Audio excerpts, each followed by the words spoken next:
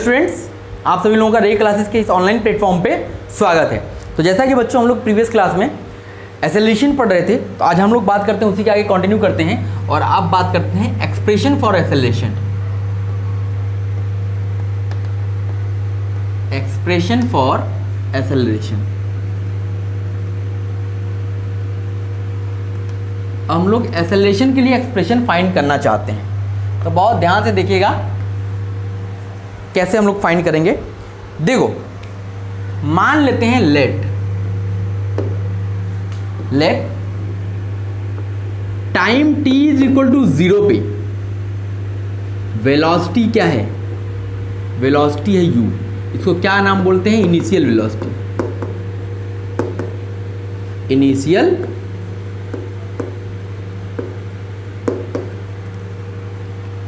Time t is equal to 0 पे velocity कितनी है? इनिशियल वेलोसिटी है, ये आपको वेलोसिटी दी गई है, ठीक है। और किसी टाइम t पे, मान लिया किसी टाइम t पे इसकी वेलोसिटी चेंज होकर के v हो जाती है। पहले क्या थी? u थी, इनिशियल थी। अब 0 टाइम पे किसी टाइम पे उसकी वेलोसिटी v हो जाती है और इसको क्या बोलते हैं? Final velocity. क्या बोलते हैं भाई? Final velocity. तो अब देखो यहां पे हमको क्या चाहिए होता है? चेंज इन वेलोसिटी चाहिए होता है ना।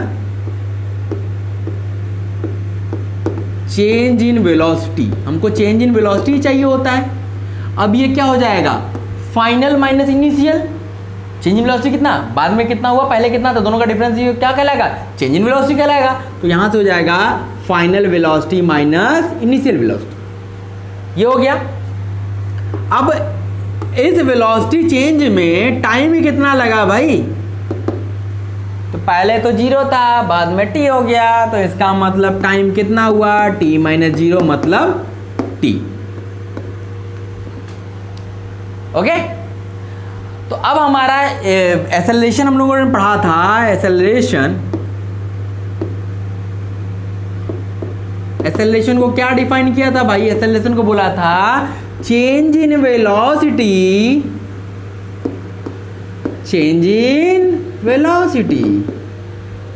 Upon time taken.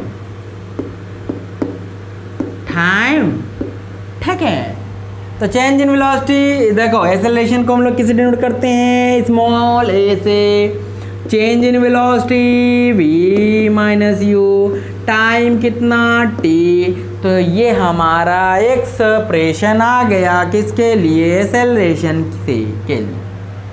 और अगर हम यहाँ से थोड़ा सा इसको इधर उधर कर दें, इधर का उधर कर दें, तो यहाँ से एक रिलेशन मिलता है, v is equal to u plus at। इससे तो आप वाकिफ होंगे, नहीं होंगे तो अब हो जाइएगा।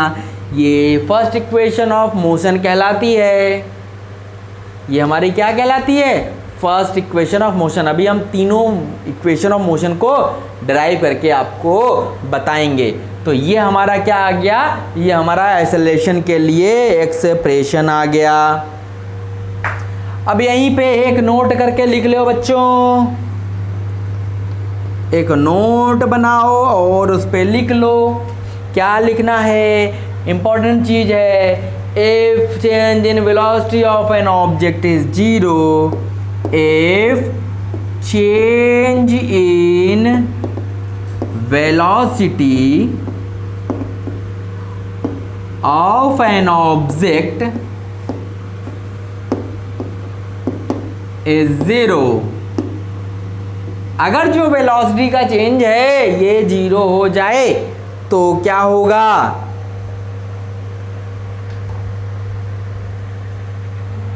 या चेंज वेलोसिटी इज 0 और velocity of an object is constant.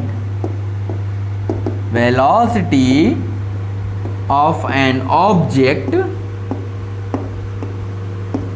Is a constant. अगर जो वेलोसिटी है वो कांस्टेंट हो जाए, इसका मतलब चेंज हो ही ना, तो चेंज क्या हो जाएगा? 0 हो जाएगा। तो एक्सेलरेशन क्या हो जाएगा, then acceleration of the object is 0, then acceleration of the object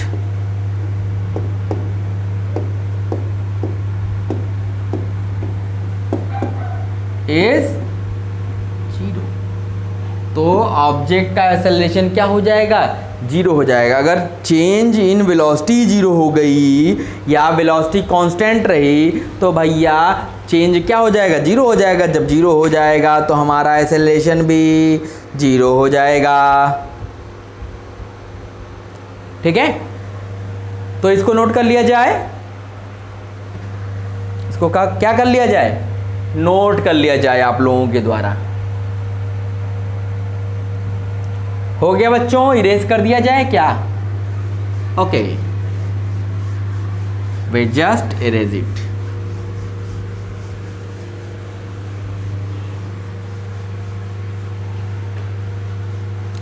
चल भैयों, अब कुछ और अच्छा पढ़ते हैं। तो अब देखो क्या होता है, अगर if the velocity of an object increases with time, if the velocity of an object increases with time,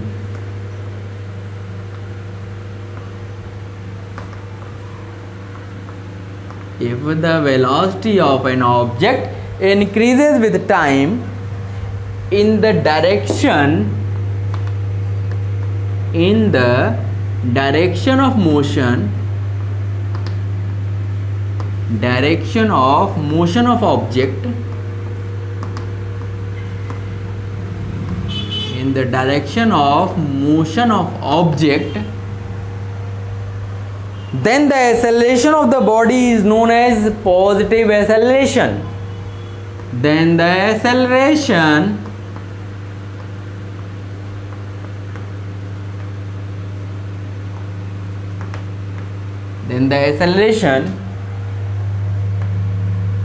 of the body is known as, इसको क्या बोला जाता है, पॉजिटिव एक्सेलरेशन।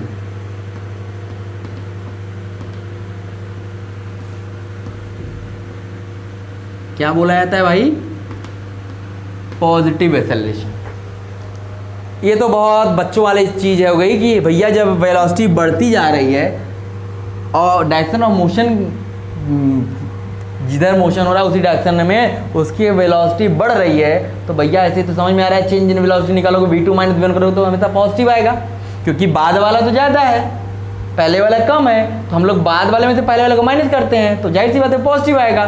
तो ऊपर पॉजिटिव नीचे पॉजिटिव, तो आ गया ये पॉजिटिव। लेकिन लिख लो, वो भी ज़रूरी है, कुछ बच्चों को एकदम भेजे में घुसता नहीं है, तो इसको लिखोगे तो एक बार घुसेगा। ओके,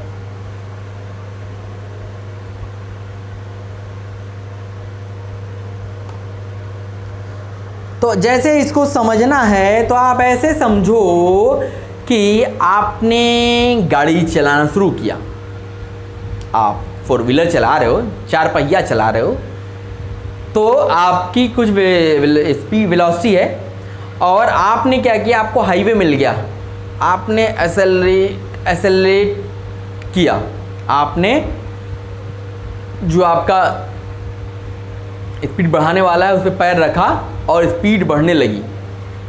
जब स्पीड बढ़ने लगी तो उस दौरान आपका एक्सेलरेशन क्या आएगा, पॉजिटिव आएगा। लेकिन आपकी स्पीड अगर चल रही है और आपने ब्रेक लगा दिया, अगर आपने एक्सेलेरेटर पे पैर लगाया तो गाड़ी बढ़ेगी और तेज भागेगी, तो वहाँ पे एक्सेलरेशन तो पॉजिटिव होगा। लेकिन अगर आप गाड़ी चल रही है हाईवे पे और आगे कोई चीज़ आ गई, आपने ब्रेक लगा दिया, तो अब क्या होगा, उसकी स्पीड घटनी शुरू हो जाएगी। तो फाइनल कम हो गया, इनिशियल ज़्यादा हो गया, तो डिफरेंस क्या आएगा, नेगेटिव आएगा। उस केस में एक्सेलरेशन नेगेटिव एक्सेलरेशन कहलाएगा। तो उसको भी लिख लो, if the velocity of an object, if the velocity of an object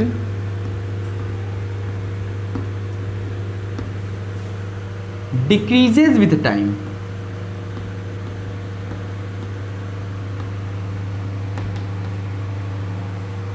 if the velocity of an object decreases with time, ये टाइम के साथ क्या कर रहा है, डिक्रीज कर रहा है, then the acceleration of the object, then the acceleration, then the acceleration of the object is known as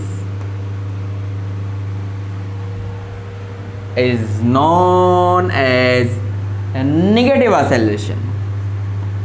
कौन सा acceleration? Negative acceleration.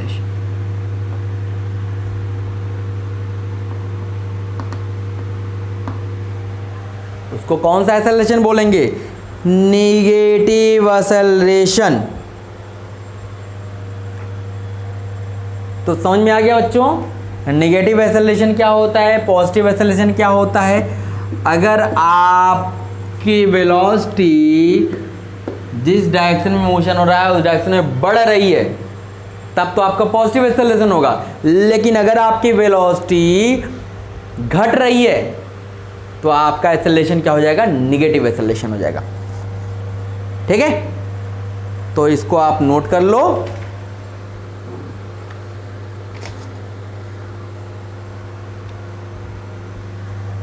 नोट कर लिया बच्चों, इरेज कर दूं? ओके, तुम में से कोई कुछ बोलता क्यों नहीं है भाई? बोला करो तब न मजा आएगा। अब देखो, acceleration without changing in speed,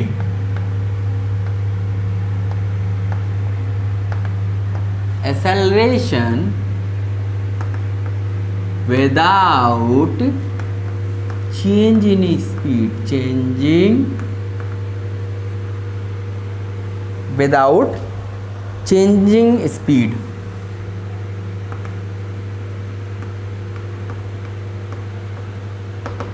बिना स्पीड बदले भी आपको एक्सेलरेशन मिलेगा भाई। अभी तक हम लोग पढ़ रहे थे कि अगर स्पीड में चेंज करोगे तभी एक्सेलरेशन मिलेगा, लेकिन एक्सेलरेशन आपको तब भी मिलेगा जब आप स्पीड नहीं चेंज करोगे।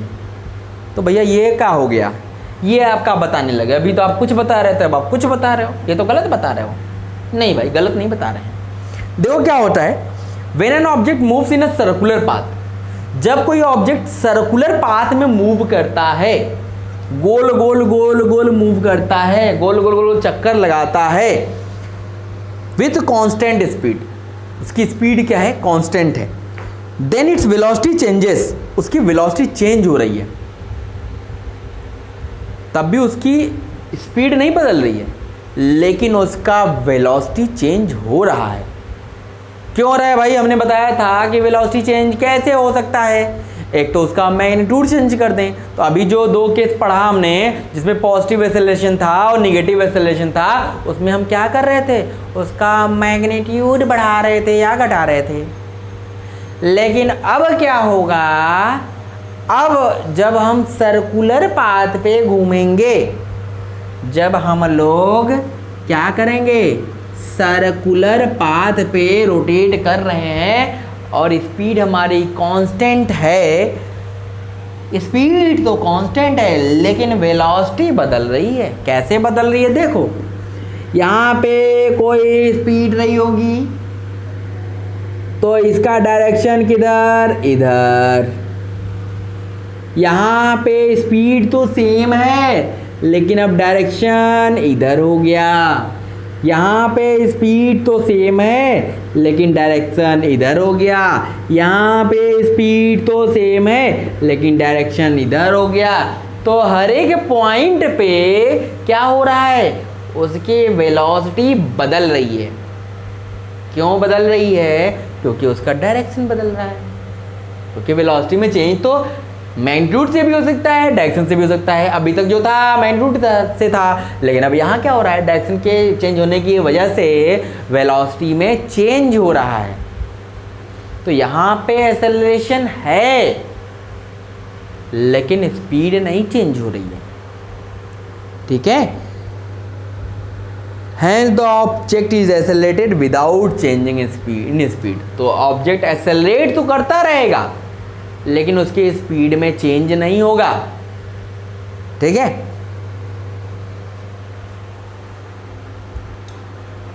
तो इसको आप लिख लो, लिखे रहोगे तो दिमाग में रहेगा। When an object moves in a circular path, when an object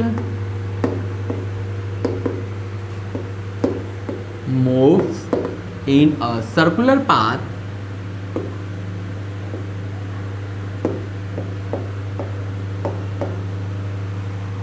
when an object moves in a circular path with constant speed,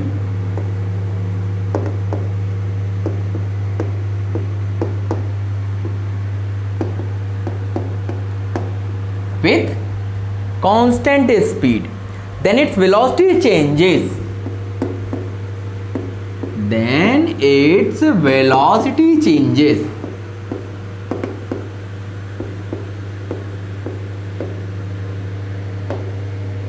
due to change in direction of motion, due to change in direction of motion,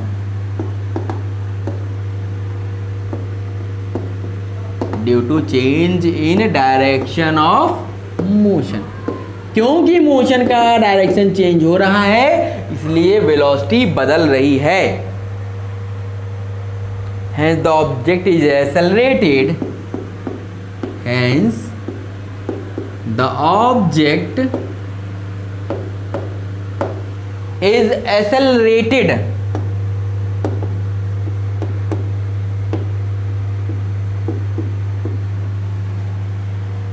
without change in speed, without changing its speed। उसकी speed change किए बिना उसमें acceleration हो रहा है, ठीक है। In this case, in this case the direction of acceleration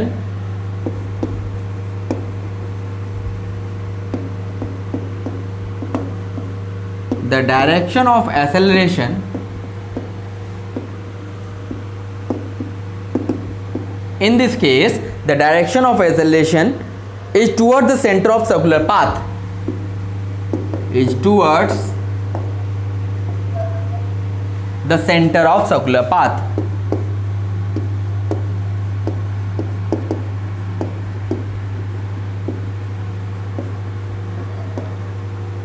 towards the centre of circular path. जो ये सर्कुलर पाथ है इसमें एक्सेलरेशन का डायरेक्शन किधर होगा, वो हमेशा इस जो सेंटर होगा इसकी तरफ होगा। ये याद रखिएगा।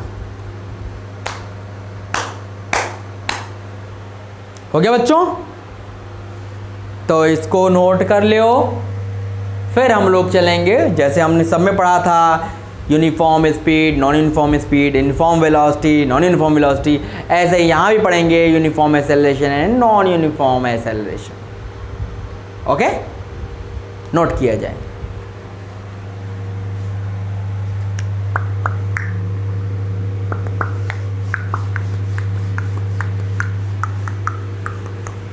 आप समझ गए बच्चों कि बिना स्पीड में चेंज किए भी हम लोग एक्सेलरेशन प्रोड्यूस कर सकते हैं, बिकॉज चेंज किस में हो रहा है, वेलोसिटी में हो रहा है,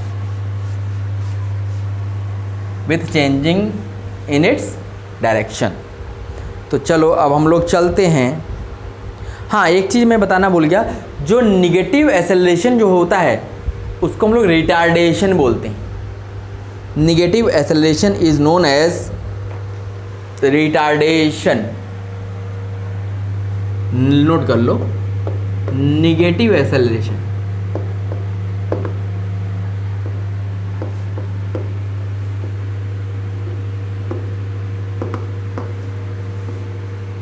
is also known as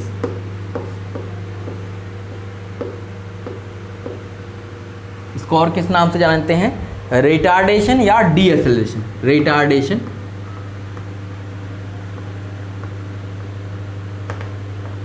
retardation और डी एक्सेलरेशन।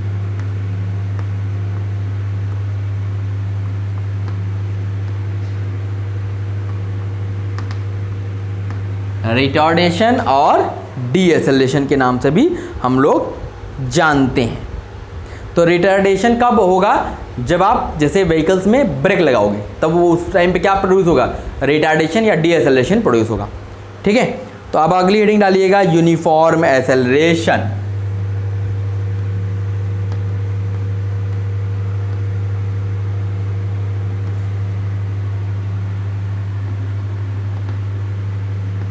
कौन सी एक्सेलरेशन बच्चों?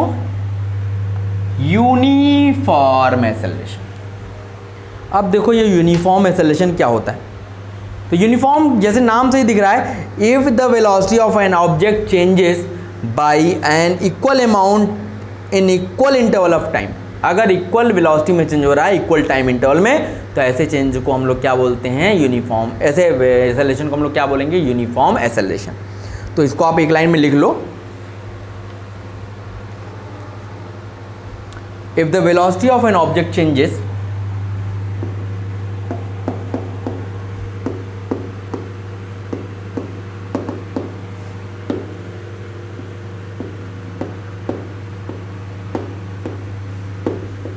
if the velocity of an object changes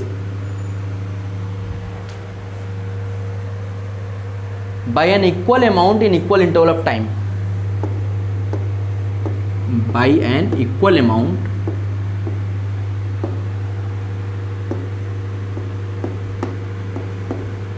in equal interval of time,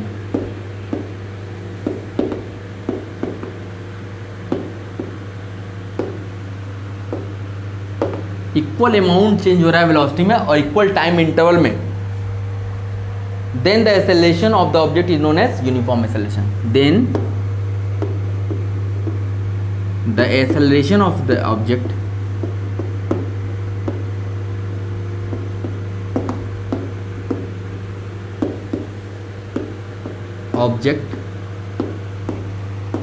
is known as, then the acceleration of the object is known as uniform acceleration.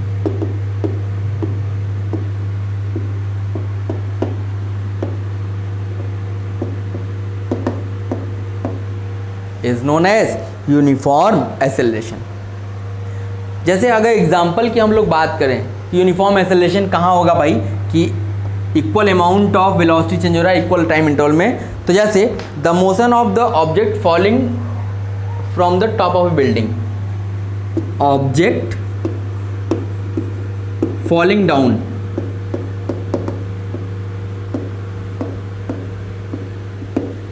From top of A building,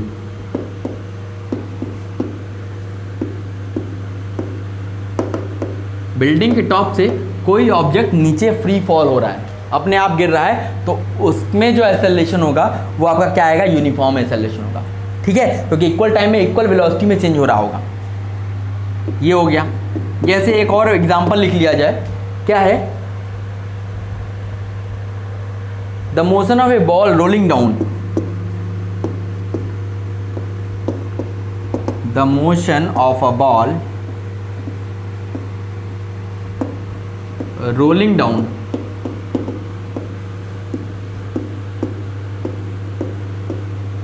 on a smooth horizontal plane, on a smooth inclined plane, sorry, on a smooth inclined plane।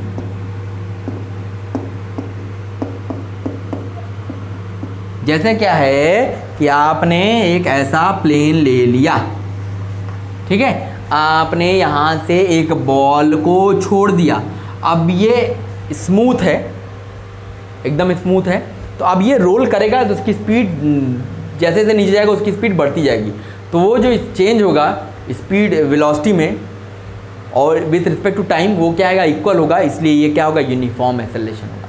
ठीक है, तो ये हमारा uniform acceleration हो गया, note कर लीजिए। फिर हम बात कर लेते हैं नॉन यूनिफॉर्म एक्सेलरेशन की। हो गया बच्चों, इरेज कर दिया जाए। ओके,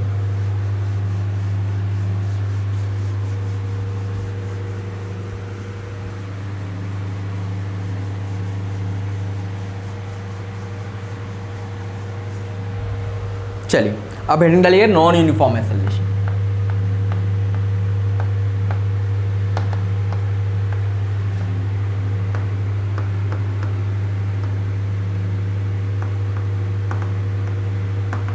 कौन सा यूनिफॉर्म, नॉन यूनिफॉर्म एक्सेलरेशन। अब ये क्या होता है भाई, तो ये जस्ट उसी का उल्टा होगा। If the velocity of an object changes by N unequal amount in equal interval of time, then the acceleration of object is known as non-uniform motion या non-uniform acceleration और variable acceleration। तो इसको लिखिएगा, if the velocity of an object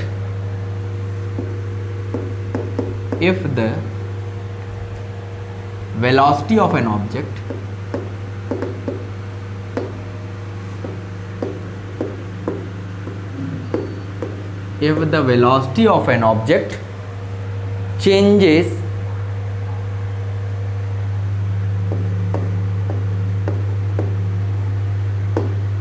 by an unequal amount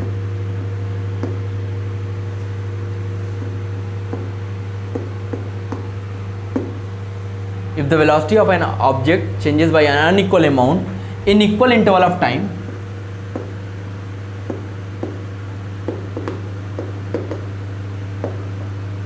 time तो हमने equal interval का लिया, लेकिन वेलोसिटी चेंज हो रही है unequal, in equal interval of time, then the acceleration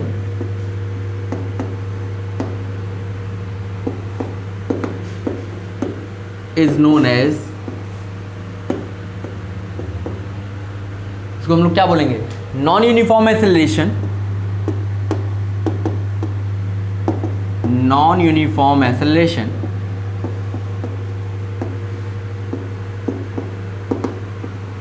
और वेरिएबल एक्सेलरेशन। वेरिएबल का मतलब जो चेंज होता जा रहा है, वेरिएबल एक्सेलरेशन।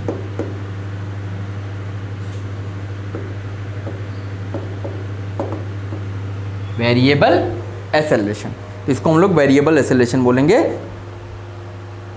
और ऐसे मोशन को हम लोग नॉन एक्सेलरेटेड मोशन बोलते हैं। ऐसे मोशन को हम लोग क्या बोलते हैं, नॉन एक्सेलरेटेड मोशन। और पहले वाले को क्या बोलते हैं, एक्सेलरेटेड मोशन। जिसमें यूनिफॉर्मली एक्सेलरेशन होता है उसको बोलते हैं एक्सेलरेटेड मोशन, और जिसमें नॉन यूनिफॉर्मली एक्सेलरेशन होता है उसको बोलते हैं नॉन यूनिफॉर्मली एक्सेलरेटेड मोशन। हम इसके एग्जांपल्स की अगर हम बात करें तो एग्जांपल्स क्या होंगे, द मोशन ऑफ बस लिविंग और entering the bus stop, the motion of बस। जो बस का मोशन होता है, ऐसा नहीं कि हर टाइम इंटरवल में इक्वल वेलोसिटी से चेंज होता है, तो वो इधर उधर होता है, इसलिए ये क्या होगा, ये आपका नॉन यूनिफॉर्म मोशन होगा। टाइम तो इक्वल लेंगे लेकिन वेलोसिटी अलग रेट से चेंज होगी, तो हमारा ये क्या होगा, नॉन यूनिफॉर्म मोशन का एग्जांपल हो जाएगा। बहुत सारे मोशन आप लिख सकते हैं, जैसे आपका मोशन ऑफ ट्रेन,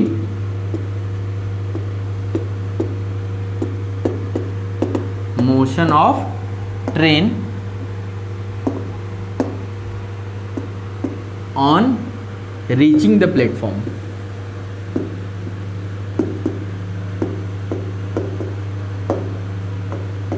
जब स्टेशन पे आती है, जैसे जब एकदम एक जैसे बहुत लंबे दूरी पे अगर स्टॉपेज नहीं है तो वहाँ पे उसने अपने कांस्टेंट वेलोसिटी मेंटेन की है, तब तो उसका मोशन क्या होगा कि यूनिफॉर्म होगा। लेकिन जब वो स्टेशन पे पहुँच रही है, स्टेशन से छूट रही है, तो वहाँ पे मोशन उसका हमेशा चेंज होता रहता है, तो इसलिए वो क्या होगा हमारा non uniform motion, non uniform accelerated motion. तो हो गया बस, ये समझते रहिएगा। जहाँ पे आपका चेंज जो होता है वो कांस्टेंट ना हो तो उसको हम लोग क्या बोलते हैं, non uniformly accelerated motion. Okay, तो ये बच्चों हमारा ये एक्सेलरेशन हो गया। अब रिमेनिंग जो चीज़ें बची हैं उसको हम लोग अगली क्लास में पढ़ते हैं।